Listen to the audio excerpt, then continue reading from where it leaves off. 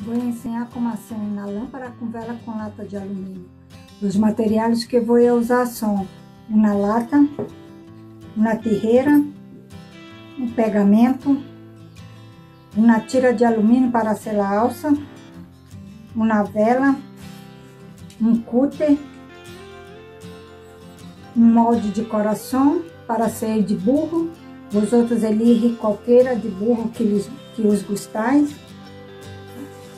E este cartão que eu vou usar para pôr dentro da lata, quando for perfurar, que não se estropeie a lata.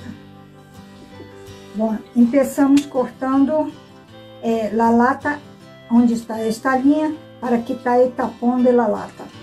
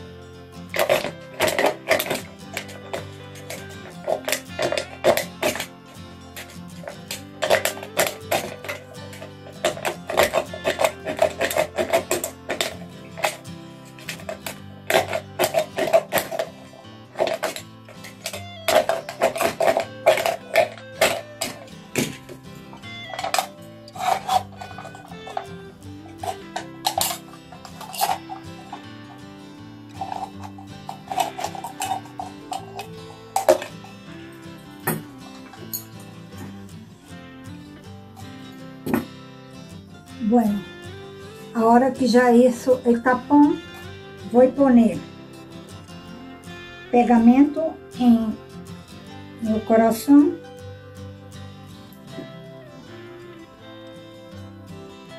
pegar aqui na lata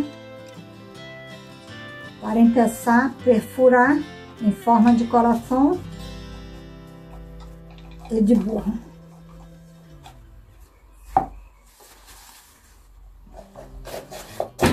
Com este cartão aqui, que eu encarro aqui para que não se estropeie a lata.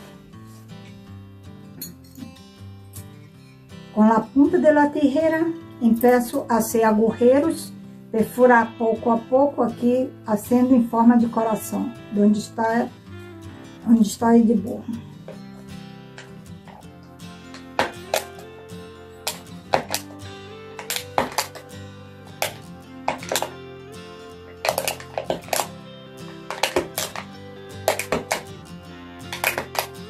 Bom, depois que perfurar todo, pongo a alça,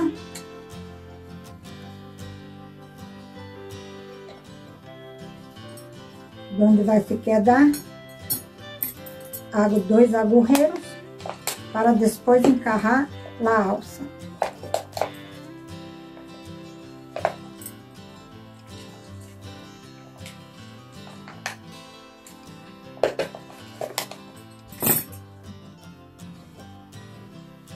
Bueno,